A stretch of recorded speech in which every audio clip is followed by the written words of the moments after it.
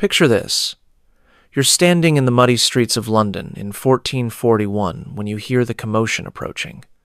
Angry voices, the clatter of iron chains, and above it all, the desperate sobbing of a woman. Through the crowd, you see her being dragged by armed guards, her dress torn, mud streaking her face, blood trickling from where someone threw a stone. The woman, stumbling toward the Tower of London, is Eleanor Cobham, Duchess of Gloucester, accused of witchcraft and treason. As she passes, you notice something in her eyes.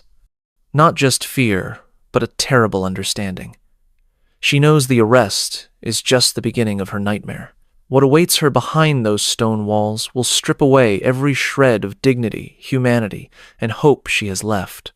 You think you know about medieval justice? About dungeons and torture chambers? What you're about to discover will make Game of Thrones look like a children's fairy tale. Because the medieval treatment of imprisoned women wasn't just about punishment. It was about systematic destruction of the female spirit through methods so brutal that most historical records refuse to describe them in detail. Before diving into these forgotten stories of suffering and survival, if you enjoy learning about the hidden truths of history, consider hitting that like button and subscribing for more content like this. And please comment below to let me know where you're listening from. I find it incredible that we're exploring these ancient stories together from different parts of the world, connected across time and space by our shared curiosity about the past. Today, we're going to uncover what really happened to women behind medieval prison walls. What you're about to hear isn't taught in any classroom because the reality was too disturbing for sanitized history books. These weren't just harsh living conditions or rough justice. They were calculated methods of destroying women's bodies, minds, and souls through gendered cruelty that makes modern prison systems look like luxury resorts. The horror began long before a woman reached her cell. Medieval arrests of women were designed as public spectacles that served multiple purposes: punishment, entertainment, and warning to other women who might dare step outside their prescribed roles. When authorities decided to arrest a woman, they deliberately chose the most humiliating circumstances possible. Take the case of Marjorie Jourdamain, known as the Witch of Eye, arrested in 1441. Guards burst into her home at dawn, dragging her from her bed, still in her nightclothes. But they didn't allow her to dress properly. Instead, they marched her through the streets of London in her undergarments while townspeople jeered, spat, and threw refuse at her. This public humiliation was policy, not accident.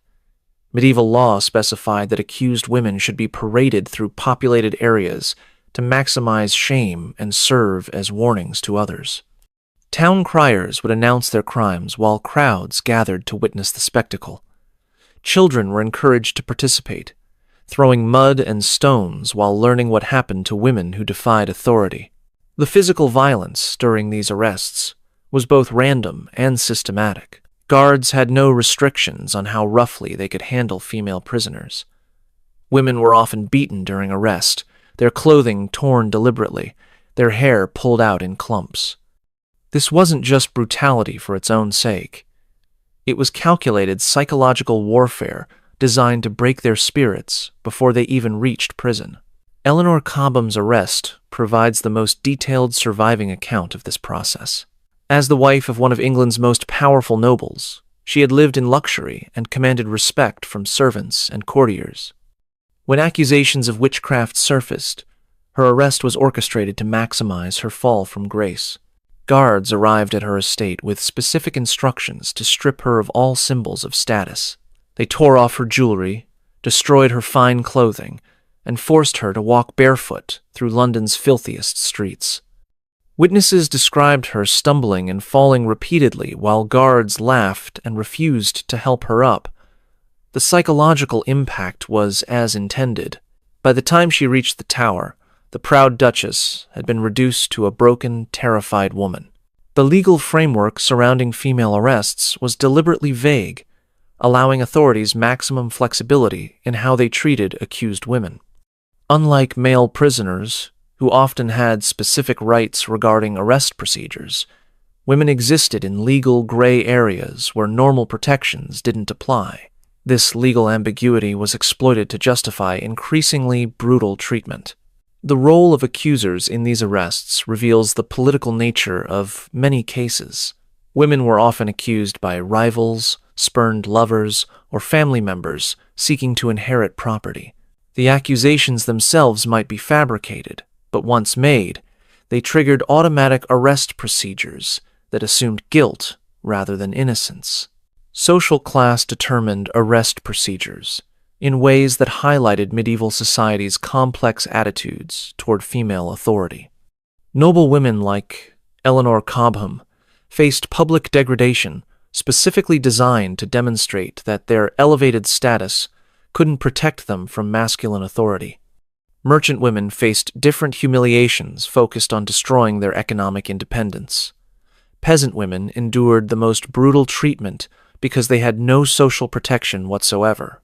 The intake process at medieval prisons was designed to complete this dehumanization. New female prisoners faced what authorities called examination, but which was actually systematic humiliation disguised as security procedure. Women were forced to strip completely while male guards conducted invasive searches that had nothing to do with finding hidden weapons or contraband. These searches were conducted in front of other prisoners and guards, maximizing the humiliation. Women were forced to assume degrading positions while guards made crude comments and threats about what would happen if they didn't cooperate. The psychological message was clear: your body no longer belongs to you.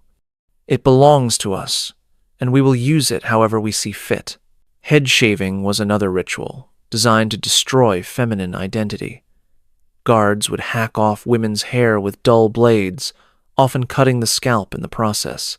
This wasn't just about preventing lice or maintaining hygiene. Hair was considered a woman's crown, her primary symbol of beauty and femininity. Removing it was symbolic castration, designed to make women feel less than human. The clothing provided after intake was deliberately humiliating. Women received rough sackcloth garments that were intentionally too large or too small, creating awkward and undignified appearances. These garments were also designed to provide easy access for guards who wanted to abuse prisoners without having to fully undress them first. But perhaps the most psychologically devastating aspect of intake was how it made women complicit in their own degradation. Guards would force prisoners to thank them for their treatment, to express gratitude for being allowed to live, and to beg for basic necessities like water or a place to sleep. This forced gratitude created cognitive dissonance that helped break down psychological resistance to future abuse. Contemporary accounts describe women emerging from intake as fundamentally changed people. The proud, defiant individuals who had been arrested were replaced by hollow-eyed shadows who moved with the careful submission of the thoroughly broken. And this was just the beginning of their ordeal. Medieval prison architecture was designed with deliberate psychological impact in mind. The buildings themselves were weapons of terror, constructed to break spirits through environmental pressure before any formal punishment began. Understanding these structures reveals how completely medieval authorities understood the connection between physical space and psychological control. The Tower of London, where Eleanor Cobham was imprisoned, exemplifies this architectural psychology. The massive stone walls weren't just defensive structures. They were psychological barriers designed to make escape seem impossible and hope feel futile. The thickness of the walls, the height of the towers, and the depth of the foundations all communicated absolute permanence to prisoners who understood they might never see the outside world again. Female prisoners were typically housed in the lowest levels of these structures, sometimes below ground level entirely. This placement wasn't accidental. Medieval authorities understood that being underground created psychological associations with death and burial that would increase despair and compliance. The deeper a woman was placed, the more completely she was separated from life, light, and hope. The cell construction followed specific patterns designed to maximize discomfort while maintaining the pretense of providing adequate shelter. Cells were deliberately sized to prevent comfortable movement while providing just enough space to avoid immediate death from confinement. A typical female cell measured 8 feet by 6 feet, allowing a woman to lie down but not to stand fully upright or walk more than a few steps in any direction. Windows, when they existed at all, were placed too high to provide views of the outside world. Instead, they served primarily to allow guards to observe prisoners while preventing prisoners from seeing anything beyond their immediate confinement. This created a sense of being watched constantly, while being completely isolated from any connection to normal life.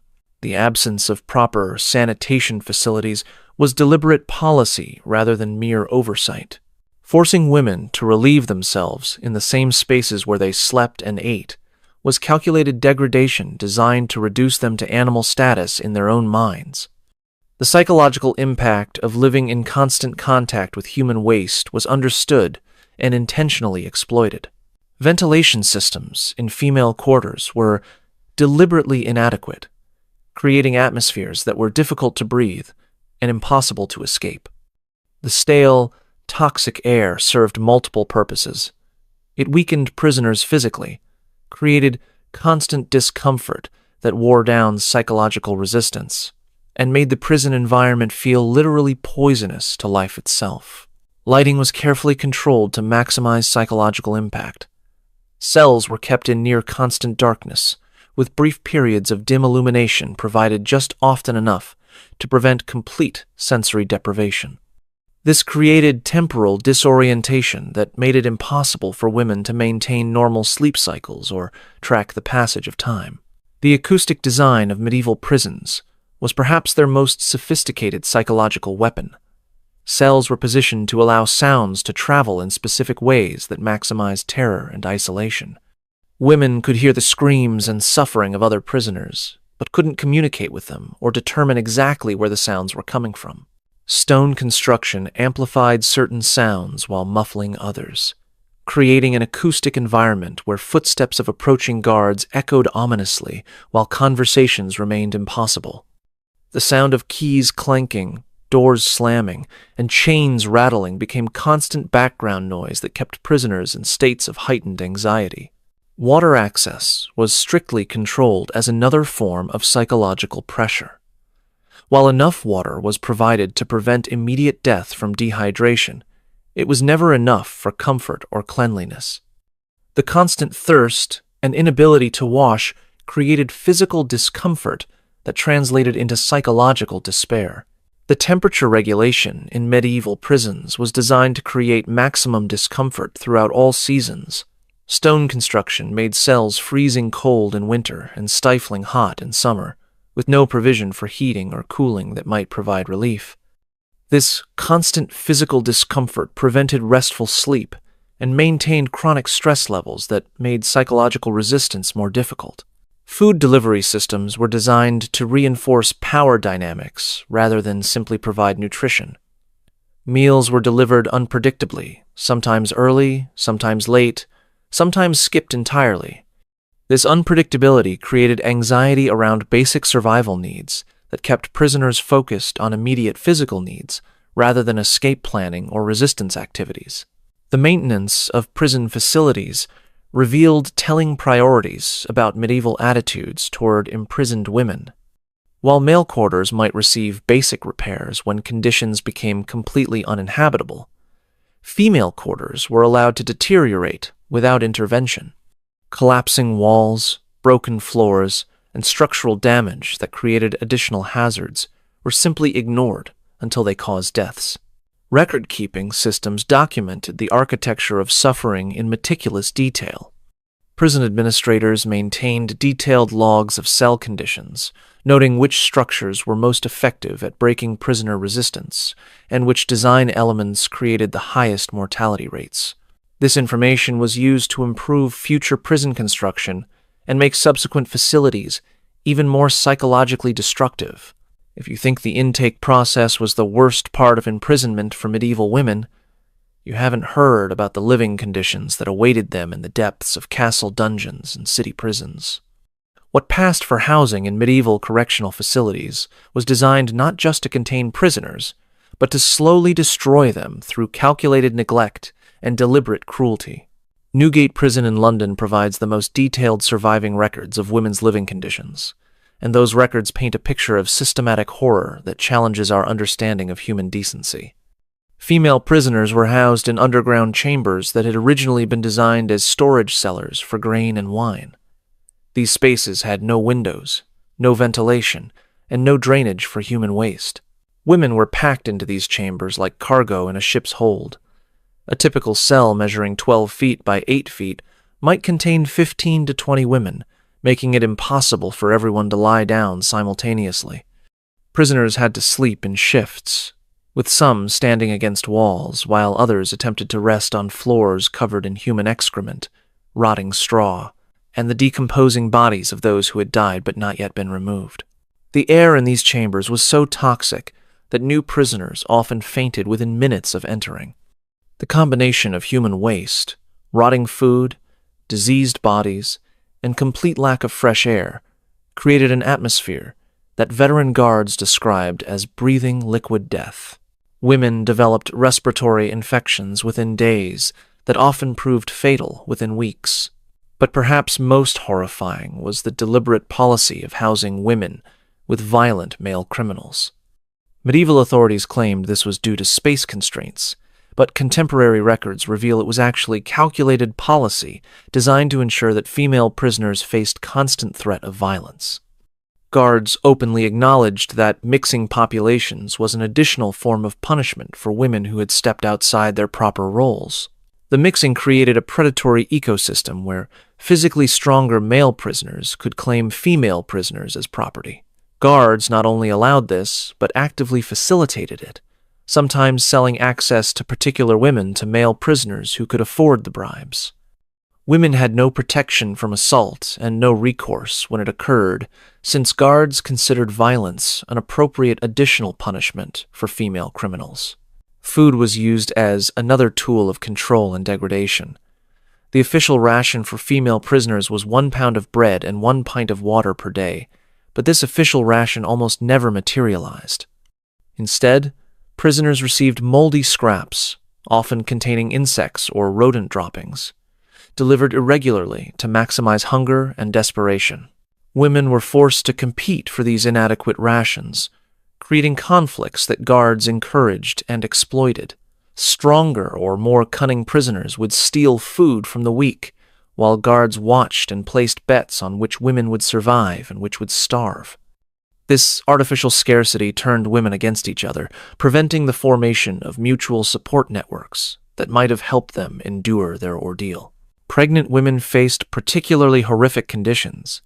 Rather than receiving additional care or nutrition, they were often shackled more heavily to prevent escape attempts motivated by maternal desperation. Women gave birth in the same filthy chambers where they were housed, with no medical attention and no clean materials for delivery. Many newborns died within hours of birth from infection or exposure, but authorities required mothers to continue carrying the corpses until official removal, which could take days or weeks. This forced contact with decomposing infant remains created psychological trauma that drove many women to complete madness. The economic system governing prison life was designed to extract every possible resource from prisoners and their families while providing minimal sustenance. Basic necessities like clean water, edible food, or medical attention were sold as luxuries at prices calculated to bankrupt prisoner families. Guards supplemented their incomes by operating these internal economies, charging outrageous fees for services that should have been provided as basic human rights. Families who couldn't afford these fees watched their imprisoned relatives slowly deteriorate and die. Families who could afford them often bankrupted themselves, trying to keep loved ones alive, only to discover that guards would continuously invent new fees and requirements. The system was designed to extract maximum wealth while providing minimum relief. Disease spread unchecked through medieval prisons, creating epidemics that killed prisoners in waves.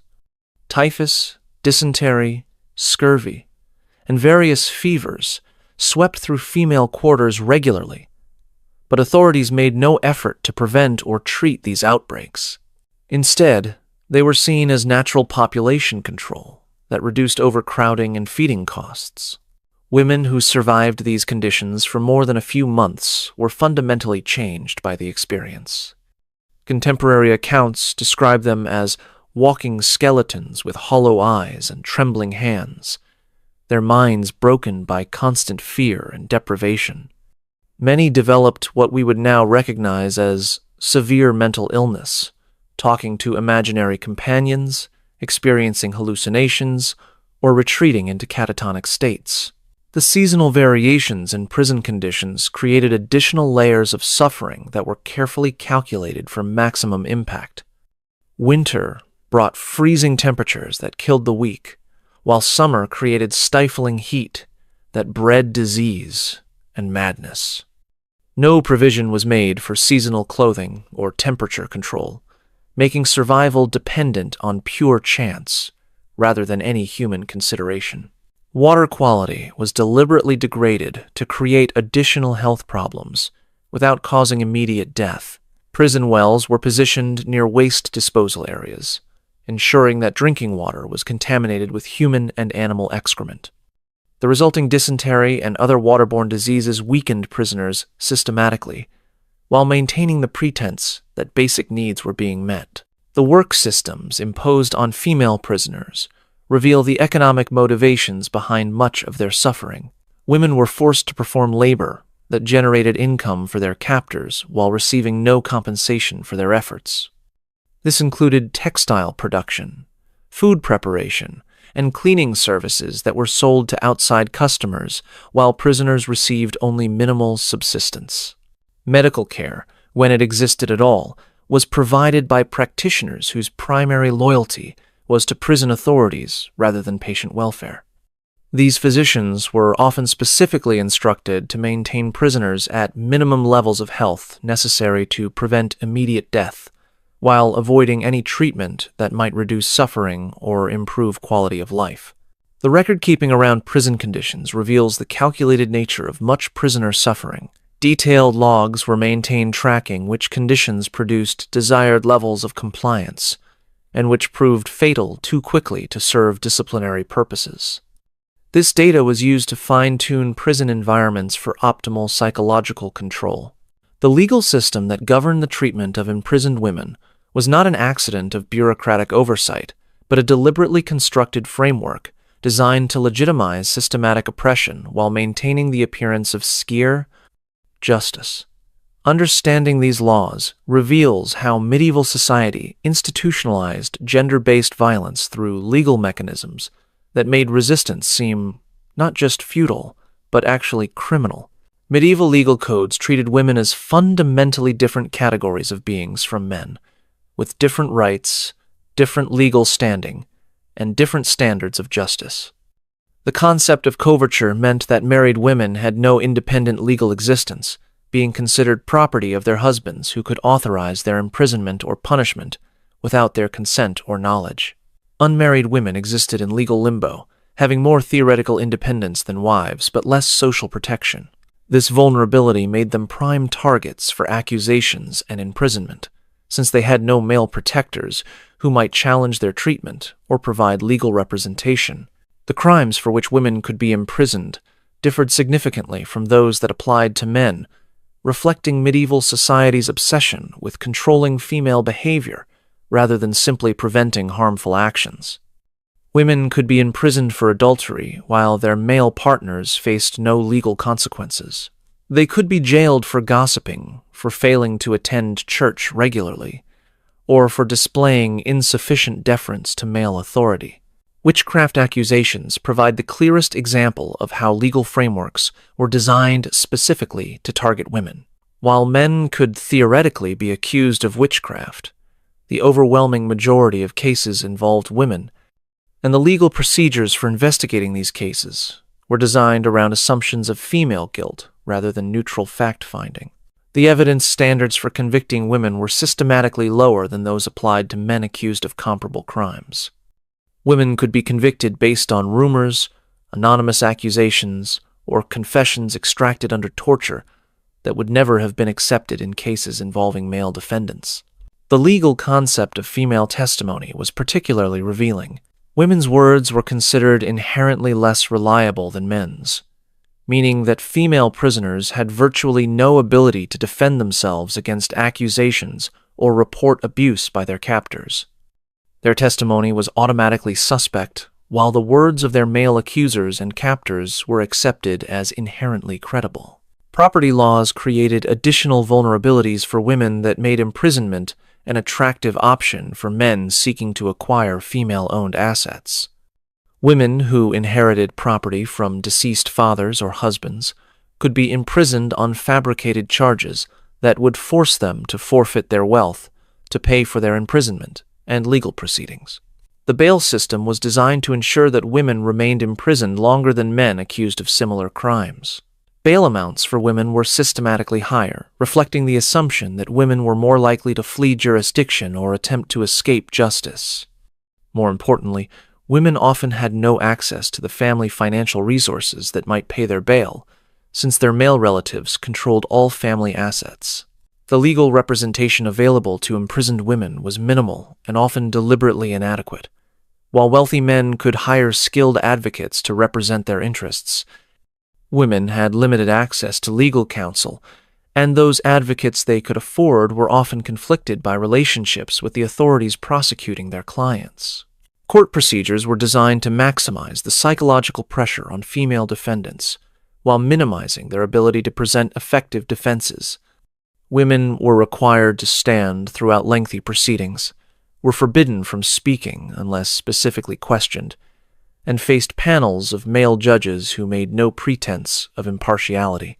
The sentencing guidelines for women revealed explicit double standards that reflected medieval assumptions about female nature and social roles. Women received harsher sentences than men for the same crimes, based on the theory that female criminals had violated natural law as well as human law by stepping outside their proper feminine roles. The appeals processes available to female prisoners were virtually non-existent. While male prisoners might have access to various legal mechanisms for challenging their convictions or sentences, women were expected to accept whatever justice was imposed upon them with proper feminine submission. The pardoning power, theoretically available to all prisoners, was rarely exercised on behalf of women, unless they could provide services or considerations that male authorities found particularly valuable. This created additional opportunities for exploitation, as women discovered that mercy often came with strings attached. Legal documents from the period reveal the systematic nature of anti-female bias in medieval justice. Court records consistently describe identical behaviors differently when performed by men versus women, with male actions characterized as understandable or justified, while female actions were portrayed as criminal or deviant. The intersection of civil and religious law created additional opportunities for oppressing women through legal mechanisms. Crimes that might be handled through civil courts when committed by men were often transferred to religious tribunals when committed by women, where different legal standards and harsher punishments applied. Medieval justice wasn't content with merely imprisoning women who violated social norms. It demanded their complete humiliation through punishments specifically designed to target feminine identity and sexual dignity. These gendered torments were calculated to send clear messages about what happened to women who dared challenge male authority or step outside their prescribed roles. The stocks and pillory were modified specifically for female prisoners in ways that maximized humiliation. While male prisoners might be secured with their heads and hands restrained, women were often positioned to expose their bodies to public view and abuse. Guards would deliberately tear clothing or position women in ways that invited assault from crowds gathered to witness their punishment. The case of Agnes Hancock, imprisoned in 1468 for adultery, illustrates this systematic degradation.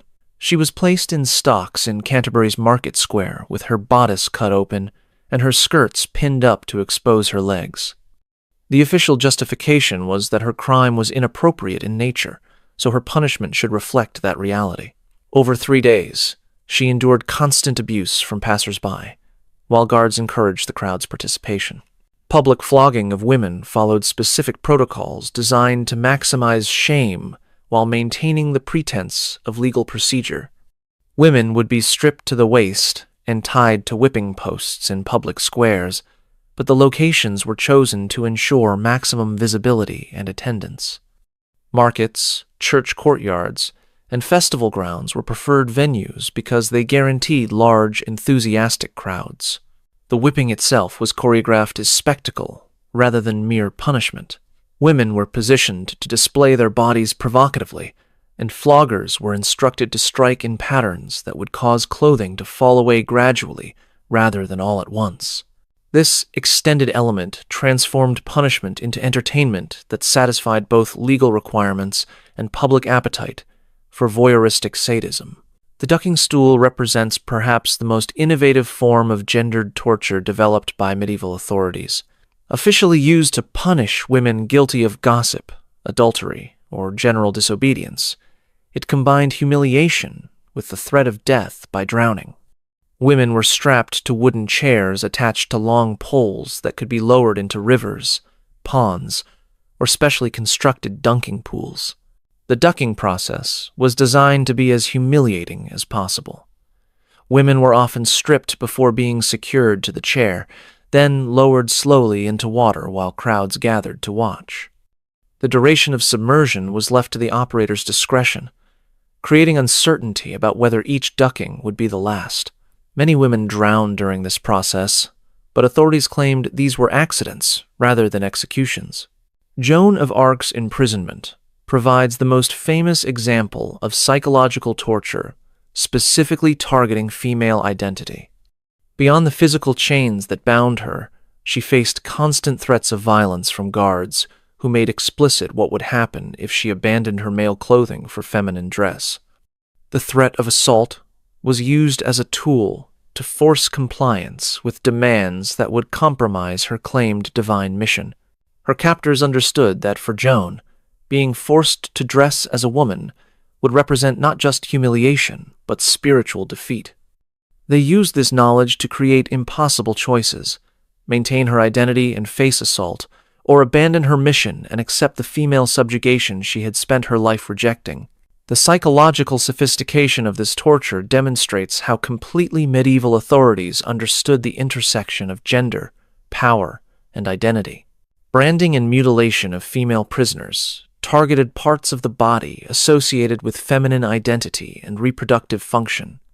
While male prisoners might be branded on the hand or forehead, women were often marked on breasts, thighs, or other intimate areas in ways that would permanently affect their ability to function as wives and mothers. These punishments were designed to make women unmarriageable and socially invisible even if they survived their imprisonment. The scold's bridle, used specifically on women accused of speaking inappropriately, combined physical torture with symbolic silencing. This iron cage locked around a woman's head contained metal spikes that would pierce her tongue if she attempted to speak. The device was often worn for days or weeks, causing permanent damage to the mouth and throat, while serving as a visible symbol of female subjugation. Pregnancy provided no protection from these gendered punishments, and often made them more cruel. Pregnant women were flogged with special attention paid to the abdomen, increasing the likelihood of miscarriage. Women who gave birth in prison often had their infants taken away immediately and killed in front of them as additional punishment for their crimes. The intersection of religious and oppressive control created additional layers of torment for female prisoners. Women accused of witchcraft or heresy faced punishments designed to target their supposed crimes. They might be forced to confess to relationships with demons, describe imaginary activities in detail, or submit to examinations searching for devil's marks on their bodies. These examinations were conducted by male clergy who used religious authority to justify abuse disguised as spiritual investigation. Women were stripped, probed, and violated, while being told that resistance proved their guilt and cooperation demonstrated proper penitence. The religious framework made it impossible to protest these abuses without appearing to reject divine authority. Public executions of women were staged as final acts of humiliation rather than solemn ceremonies of justice. Women were often partially stripped before execution, ostensibly to prevent them from hiding weapons, but actually to provide final entertainment for crowds that had gathered to witness their deaths. The staging, timing, and methods of female executions were all designed to emphasize degradation rather than legal justice. The psychological impact of these public punishments extended far beyond their immediate victims. Other women witnessed these spectacles and understood clearly what awaited them if they challenged social norms or defied male authority. The public nature of female punishment served as systematic terrorism against the entire female population. The crowds that gathered to witness these punishments were carefully managed to ensure maximum psychological impact. Authorities would announce female punishments in advance, encourage attendance, and provide refreshments that turned the events into festivals of sanctioned sadism. Children were specifically encouraged to attend and participate, learning early what their society expected from women and what happened to those who resisted. The documentation of these punishments reveals their calculated nature. Detailed records were kept tracking public response to different types of female punishment, noting which methods produced desired levels of public enthusiasm and which created sympathy that might undermine their effectiveness. This data was used to refine punishment techniques for maximum psychological impact. While public punishments served as warnings to society about the fate of disobedient women, the most devastating abuses occurred in the privacy of prison cells, where no witnesses could document the systematic exploitation that defined female incarceration. What happened behind those stone walls represents institutional slavery disguised as criminal justice. The power dynamics within medieval prisons made female prisoners completely vulnerable to exploitation by every man who held authority over them. Guards, wardens, priests, and visiting officials understood that they had absolute power over women who had no legal rights, no family protection, and no hope of escape. This created an environment where abuse wasn't just tolerated, but expected as a natural privilege of male authority. Prison guards operated what amounted to internal systems where female prisoners were forced to provide services to anyone willing to pay the required bribes.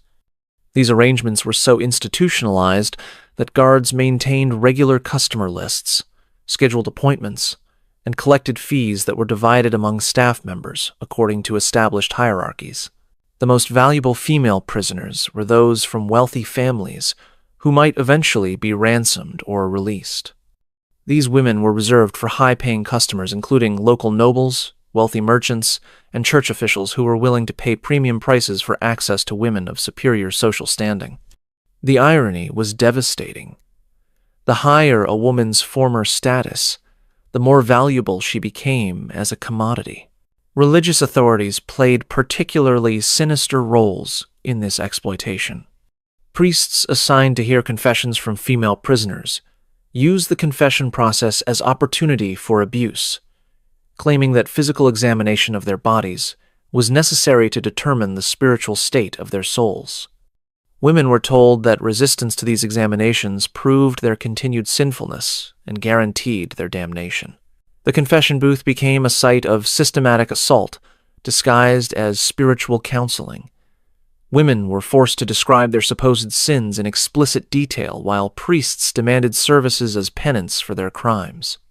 The religious framework made it impossible for women to refuse or report these abuses without appearing to reject divine authority and condemn themselves to eternal punishment.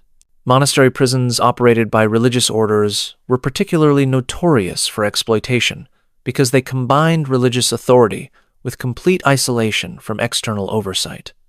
Monks who had taken vows of celibacy used female prisoners to satisfy desires while claiming that these activities were actually spiritual disciplines designed to test their commitment to holy life. Women imprisoned in monastery cells were often told that serving the needs of holy men was itself a form of penance that might reduce their spiritual punishment in the afterlife. This theological justification made resistance seem not just futile, but spiritually damaging, creating psychological frameworks that helped broken women rationalize their own exploitation. The trading of female prisoners among guards created additional layers of exploitation and psychological destruction.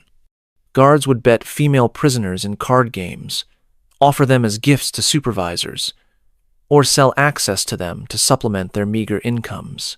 Women learned that their bodies were currency in an economic system where they had no value except as commodities.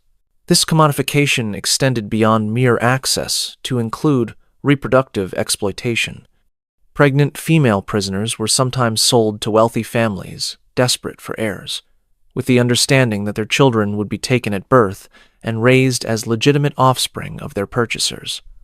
Women who refused to cooperate with these arrangements faced violence that often resulted in miscarriage, after which they would be punished for destroying valuable property. The complete lack of legal recourse made resistance seem pointless, and often made conditions worse for women who attempted it. Medieval law provided no protections for prisoners against abuse by authorities, and complaints about exploitation were often treated as additional crimes deserving further punishment. Women who reported assault were frequently charged with seduction or adultery and faced additional sentences for corrupting their guards. Chronicles from the period hint at these abuses without describing them explicitly, suggesting that contemporary writers understood what was happening, but considered it too disturbing or politically dangerous to document directly. References to women who entered prison healthy but emerged broken and mad, to female prisoners who died under mysterious circumstances, and to guards who supplemented their incomes through unspecified services involving female inmates, appear throughout medieval records. The pregnancy rates among female prisoners provide statistical evidence of systematic abuse. Women entered prison facilities at much higher rates than they left, but birth records show that many became pregnant during incarceration despite being held in facilities where contact with men was supposedly prohibited. These pregnancies were typically explained as evidence of moral corruption that justified the women's imprisonment rather than proof of ongoing abuse by their captors. Economic exploitation accompanied abuse as guards discovered that female prisoners could be forced to work for outside customers, with all proceeds going to prison officials. Women were taken from their cells at night and brought to guard quarters where they were forced to service customers who paid for access to the prison's female population. The psychological damage from this systematic exploitation was catastrophic and deliberately inflicted. Guards understood that breaking women's spirits made them more compliant and less likely to resist future abuse. Women who maintained dignity or defiance were subjected to increasingly brutal treatment until they submitted completely to their captors' demands. Many women developed what modern psychology would recognize as dissociative disorders, mentally separating themselves from their bodies during abuse as a survival mechanism. Others retreated into complete madness, creating fantasy worlds where their suffering had meaning or where rescue was possible. These psychological adaptations helped them survive short-term abuse, but left them permanently damaged and unable to function in normal society if they were ever released. The silence enforced around these abuses was as devastating as the abuses themselves. Women were told that no one would believe their accounts of what happened to them, that their word as convicted criminals was worthless against the testimony of respectable guards and officials. This enforced silence meant that even women who survived their imprisonment carried their trauma alone, unable to seek help or warn other women about what awaited them behind prison walls. The international nature of these practices reveals how widespread and systematic the abuse was. Foreign visitors to English prisons, diplomatic correspondence between kingdoms, and comparative studies of different prison systems all suggest that the exploitation of female prisoners was not unique to England, but represented common practice throughout medieval Europe. The systematic abuse of imprisoned women wasn't just about power or sadistic pleasure. It was fundamentally driven by economic incentives that made female suffering profitable for everyone involved in the medieval justice system. Understanding these financial motivations reveals how completely women's bodies and pain were commodified within institutional frameworks that treated human misery as a renewable resource. Prison operations were expensive enterprises that required significant funding for construction, maintenance, staffing, and daily operations. Medieval authorities discovered that female prisoners could be made to generate revenue that not only covered these costs, but actually made imprisonment profitable for the individuals and institutions that ran the facilities. The most obvious source of revenue was the sale of access to female prisoners by guards and administrators who controlled their daily lives. Unlike male prisoners who might pose physical threats to potential customers, women could be completely controlled and presented no danger to paying visitors. This made them ideal commercial assets for prison operators seeking to supplement their official incomes. Pricing structures for access to female prisoners were sophisticated and reflected medieval market economics. Younger women commanded higher prices than older ones. Noble women cost more than peasants. Virgin prisoners were the most expensive category, while women who had already been exploited were offered at discounted rates to less wealthy customers. The customer base for these services extended throughout medieval society and included some of its most respectable members. Church officials, government administrators, wealthy merchants, and visiting foreign dignitaries all participated in systems that treated imprisoned women as commercial inventory available for temporary purchase. Pregnancy became another source of revenue as prison operators discovered they could sell the children of female prisoners to wealthy families seeking heirs or to religious institutions needing servants. Pregnant prisoners were often held past their original sentences until they gave birth, with the resulting children becoming property of the prison system rather than their mothers. The labor potential of female prisoners created additional revenue streams that made their continued imprisonment profitable, even when their original sentences might have expired. Women could be forced to work in textile production, food preparation, cleaning services, and various crafts that generated income for their captors, while receiving no compensation for their efforts. Female prisoners were particularly valuable for textile work, because medieval society associated this labor with appropriate feminine activities. Prison-operated workshops produced clothing, tapestries, and other fabric goods that were sold to outside customers, who were often unaware that their purchases were made by enslaved women working under horrific conditions. The maintenance of female prisoners was calculated to maximize profit margins, while maintaining minimum levels of health necessary to preserve their commercial value. Food, clothing, medical care, and housing were all provided at the lowest possible cost, while still maintaining prisoners' ability to generate revenue through labor or other services. Families of imprisoned women became additional sources of revenue through various fee structures that extracted wealth from anyone seeking to help their imprisoned relatives. Basic necessities like clean water, edible food, warm clothing, and medical attention were sold as premium services at prices designed to bankrupt entire households. The psychology of family exploitation was particularly cruel. Relatives were told that their loved ones were suffering terribly and would likely die without additional support that could only be purchased through prison administrators. Families would mortgage properties, sell livestock, and borrow money from neighbors to pay for services that were often never actually provided to their imprisoned relatives. Documentation requirements created additional revenue streams, as families were forced to pay for permits, certificates, and official permissions for any interaction with imprisoned women. Visiting rights, letter delivery, and even information about prisoner health status were all sold as separate services with prices that increased over time as families became more desperate. The auction system for female prisoners created markets where women were literally sold to the highest bidders for specific time periods or particular purposes. These auctions were conducted with the same commercial efficiency as livestock sales, with auctioneers describing the attributes and capabilities of different women to potential buyers. Seasonal pricing reflected supply and demand dynamics in these human markets. During harvest times, when labor was in high demand, female prisoners commanded higher prices for agricultural work.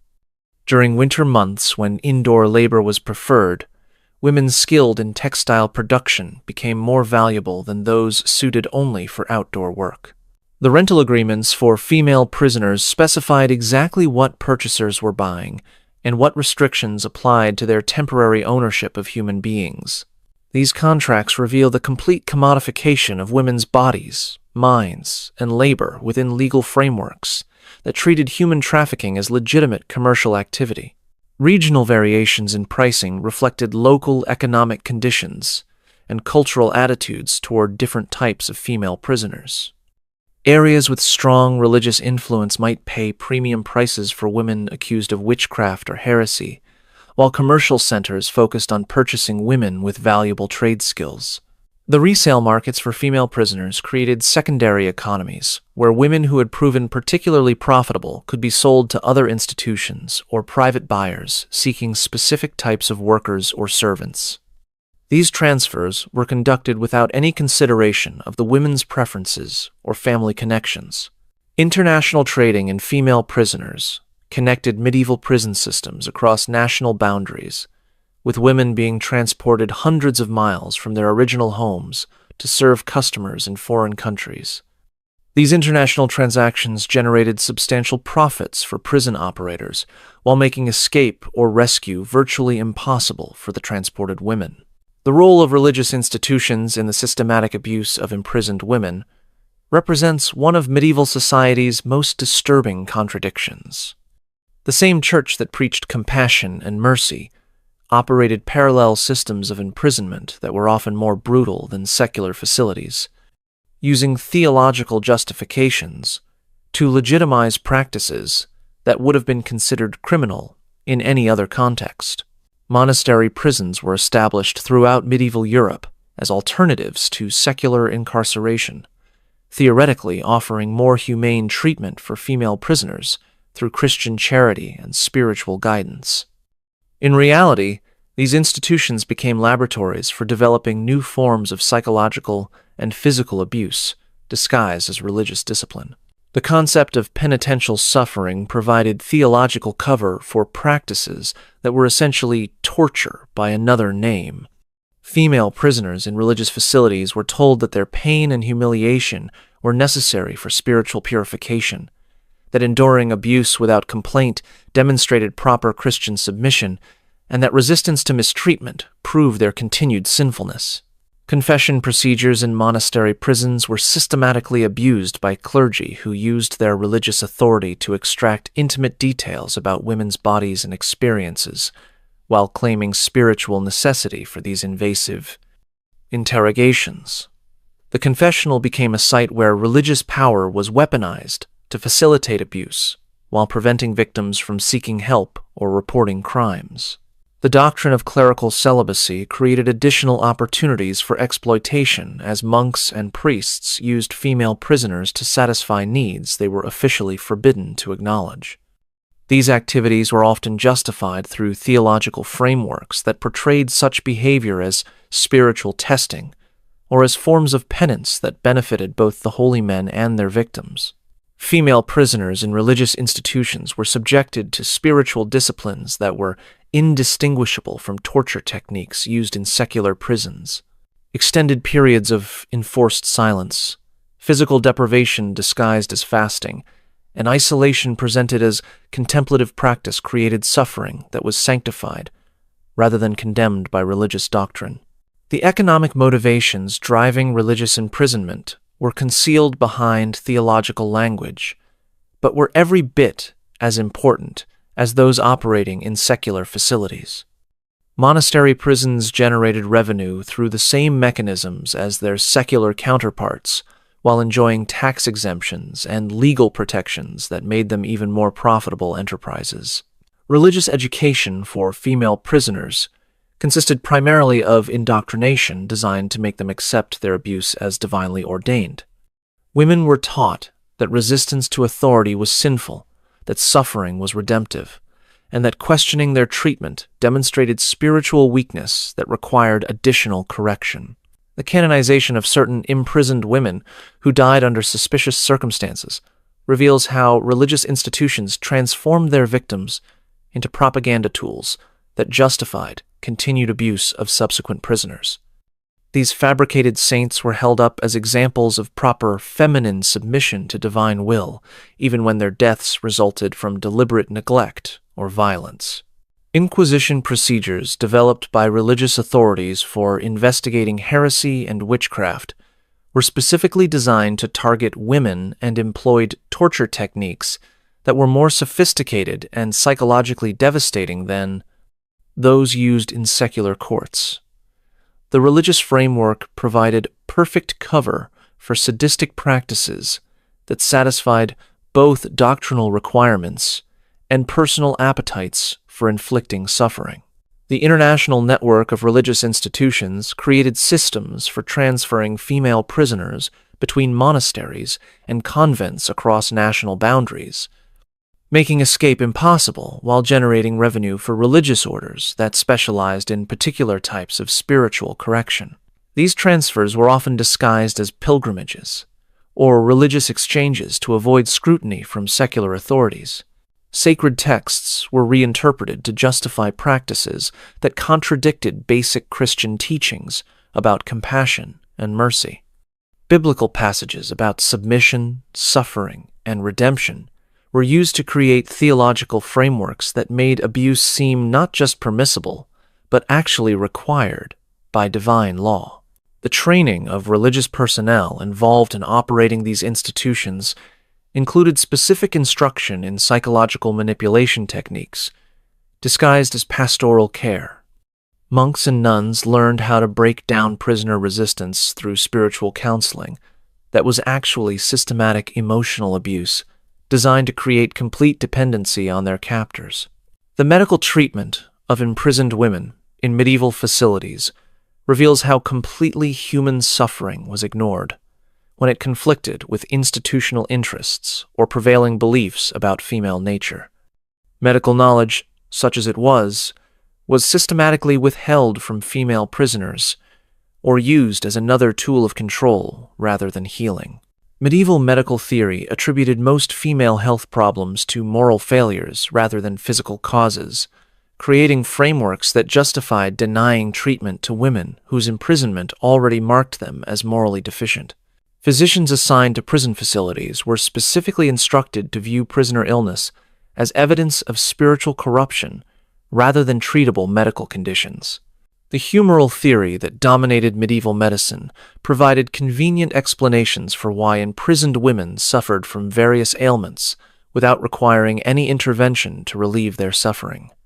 Female prisoners were said to have corrupted humors that manifested as illness, but attempts to rebalance these humors through treatment were considered inappropriate for morally tainted individuals. Pregnancy in prison was viewed through medical lenses that prioritized the theoretical health of unborn children while completely ignoring the welfare of their mothers. Pregnant prisoners received minimal additional nutrition, but were subjected to medical examinations that were invasive and degrading, justified by concern for fetal development rather than maternal health. Childbirth in medieval prisons was attended by practitioners whose primary concern was preserving evidence of paternity rather than ensuring safe delivery for mother or child. These birth attendants were often more interested in documenting the circumstances of conception than providing appropriate medical care during labor and delivery. Mental health problems among female prisoners were universally attributed to demonic possession or divine punishment rather than the traumatic conditions of their imprisonment. Women who developed psychological symptoms from abuse and neglect were subjected to exorcism procedures that were essentially additional torture rather than any form of healing intervention. The pain management available to female prisoners was deliberately minimal, based on theories that women needed to experience suffering as part of their moral correction. Pain relief, when provided at all, was withheld as punishment or offered as reward for compliance with guard demands rather than administered based on medical necessity. Infectious diseases that spread rapidly through overcrowded prison facilities were treated as inevitable consequences of moral corruption rather than preventable public health problems. No efforts were made to improve sanitation, provide clean water, or isolate infected prisoners because these diseases were viewed as appropriate punishment for criminal behavior. Surgical procedures performed on female prisoners were often experimental in nature, conducted by practitioners who used imprisoned women as test subjects for techniques they would never attempt on free patients. These experimental surgeries were justified as educational opportunities for medical students, rather than treatments intended to benefit the patients themselves. The documentation of medical conditions among female prisoners was detailed and systematic, but this information was used to study the effects of various punishment techniques rather than to improve treatment protocols. Prison physicians maintained extensive records tracking how different forms of abuse affected prisoner health, using this data to optimize suffering rather than prevent it. Nutrition science, primitive as it was in medieval times, was deliberately ignored in designing food systems for female prisoners. Authorities understood that malnutrition weakened resistance and shortened lifespans, making it an effective tool for managing prison populations rather than a problem requiring correction. The pharmacy systems in medieval prisons were designed to generate revenue rather than provide therapeutic benefit to patients. Medications were sold at inflated prices to prisoner families, while being diluted or substituted with ineffective substances that provided no actual medical benefit to those who consumed them. Despite the systematic destruction inflicted upon them, some imprisoned women developed remarkable strategies for psychological survival that reveal both human resilience and the limits of institutional control. Understanding these resistance mechanisms provides insight into how individuals can maintain dignity and sanity, even under conditions designed to eliminate both. Mental compartmentalization became a crucial survival skill for women who needed to preserve some core sense of self while outwardly complying with their captors' demands. These women learned to separate their actions from their identities, performing required behaviors while maintaining internal resistance that sustained hope for eventual freedom or revenge. The formation of covert support networks among female prisoners required extraordinary courage and ingenuity, given the surveillance and punishment systems designed to prevent such cooperation. Women developed coded communication methods, secret sharing of resources, and mutual protection strategies that provided psychological and practical support despite constant monitoring. Religious resistance took various forms as imprisoned women reinterpreted Christian doctrine to challenge rather than support their oppression. Some developed private theological frameworks that portrayed their suffering as temporary testing that would be rewarded in afterlife, while others concluded that earthly authorities, claiming divine sanction, were actually agents of evil deserving resistance. Memory preservation became a form of resistance as women worked to maintain detailed recollections of their former lives, families, and identities despite institutional efforts to erase these connections. These preserved memories served as psychological anchors that prevented complete absorption into prisoner identity and maintained hope for eventual return to normal life. The development of alternative hierarchies within prisoner populations created opportunities for some women to exercise leadership and maintain dignity despite their captivity. These informal power structures operated parallel to official prison authority and provided mechanisms for mutual aid and collective resistance to the most abusive guards and policies. Sabotage activities among female prisoners ranged from subtle disruption of work assignments to more dramatic acts of property destruction that expressed defiance while avoiding immediate detection. These activities provided psychological satisfaction and created economic costs for their captors, while demonstrating that even powerless individuals could strike back against oppression. The preservation of cultural traditions among imprisoned women from different backgrounds created sources of identity and community that transcended the artificial divisions imposed by prison authorities. These cultural practices provided psychological comfort and maintained connections to life outside prison walls that sustained hope for eventual freedom. Educational activities conducted secretly among literate prisoners helped maintain intellectual engagement and provided practical skills that might prove useful for survival or escape. These informal schools operated despite prohibitions against prisoner communication and represented remarkable dedication to human development under impossible circumstances. Artistic expression flourished in hidden forms as imprisoned women found ways to create beauty and meaning despite their harsh circumstances. These artistic activities provided emotional outlets and created objects that served as tangible evidence of their continued humanity, despite institutional efforts to reduce them to mere commodities. The documentation of abuse through hidden records kept by literate prisoners created evidence that could potentially be used against their captors if opportunities for justice ever arose. These secret chronicles required extraordinary courage to maintain and represented conscious efforts to preserve truth despite institutional efforts to control all narratives about prison conditions. The systematic abuse of imprisoned women had profound effects on medieval society that extended far beyond the prison walls to influence family structures, economic relationships, gender roles, and cultural attitudes toward authority and justice. Understanding these broader impacts reveals how institutional cruelty can reshape entire civilizations. Families of imprisoned women faced social stigma that often persisted for generations, as communities viewed the incarceration of female family members as evidence of moral corruption that tainted entire bloodlines. This social ostracism created economic hardships and marriage difficulties that affected dozens of people for every woman who was actually imprisoned. The economic disruption caused by female imprisonment rippled through communities as women who had performed essential economic functions were suddenly removed from productive activities. Small businesses collapsed, agricultural work went undone, and household economies were destroyed when women who had managed these enterprises were taken away. Marriage patterns shifted in response to the constant threat of female imprisonment, as families became reluctant to arrange matches with households that had produced imprisoned women. These changes in marriage strategies affected inheritance patterns, political alliances, and social mobility in ways that reshaped medieval social structure. Child welfare suffered dramatically when mothers were imprisoned, as medieval society had no institutional mechanisms for caring for children whose primary caregivers had been removed. These children often died from neglect, became burdens on extended family members, or were sold into various forms of servitude to survive. Legal precedents, established through the prosecution and punishment of female prisoners, influenced broader interpretations of women's rights and legal standing throughout medieval society.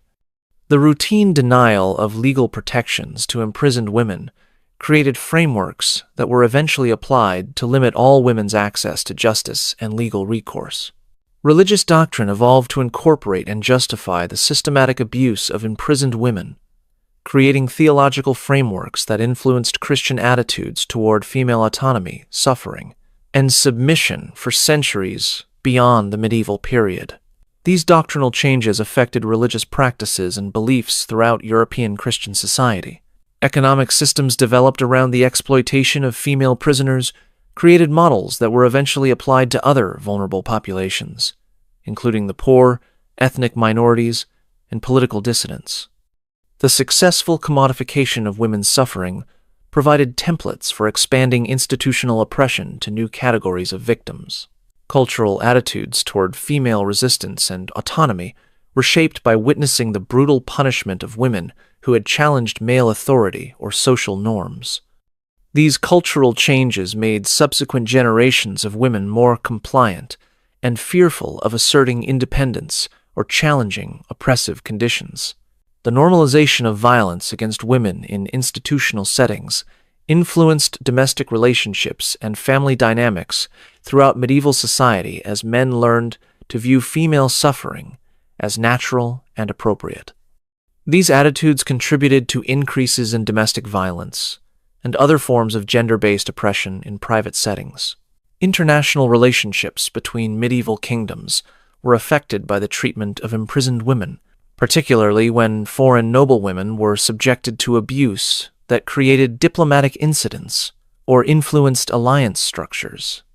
The reputation of kingdoms for particular cruelty toward female prisoners became factors in international negotiations and trade relationships. The systematic erasure of women's experiences from historical records represents an additional form of violence that has persisted long beyond the medieval period, denying subsequent generations knowledge of these atrocities and preventing the development of cultural memory that might prevent similar abuses in future societies. Chronicle writers of the medieval period deliberately avoided documenting the abuse of female prisoners in detail, creating historical narratives that minimized or completely ignored the systematic nature of gender-based violence in institutional settings. These omissions were not accidental, but reflected conscious decisions to preserve the reputations of religious and secular authorities involved in perpetrating abuse. The preservation of legal records reveals the systematic nature of anti-female bias in medieval justice, while simultaneously demonstrating how official documentation was manipulated to conceal the most egregious abuses from future scrutiny. Court records that survive from this period tell only partial stories that require careful analysis to uncover the full scope of institutional cruelty. Archaeological evidence from medieval prison sites provides physical testimony about conditions that written records often concealed or misrepresented. Excavations of prison foundations, waste disposal areas, and burial grounds reveal mortality rates and living conditions that contradict official accounts of humane treatment and appropriate care. The mythologization of certain imprisoned women as martyrs or saints represents attempts to transform victims of systematic abuse into symbols that supported rather than challenged the institutions responsible for their suffering. These fabricated narratives served political and religious purposes while obscuring the real experiences of historical women.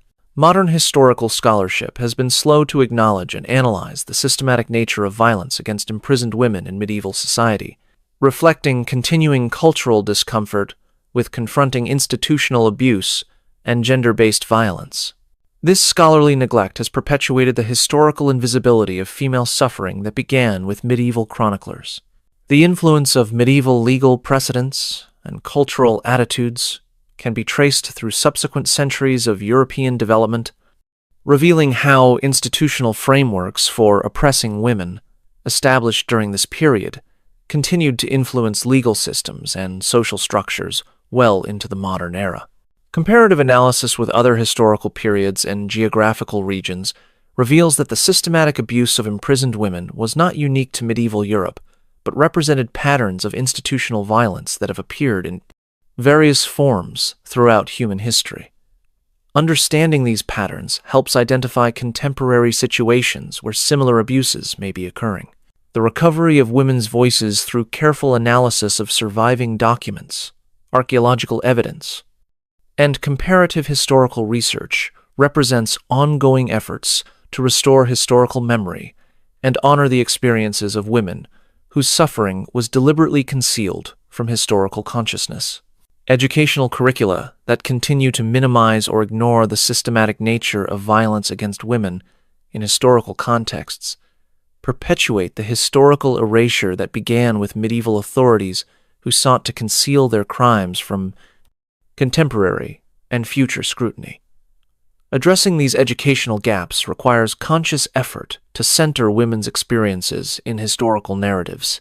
The systematic torture and exploitation of imprisoned women in medieval society represents one of history's most comprehensive examples of institutional violence disguised as legal justice.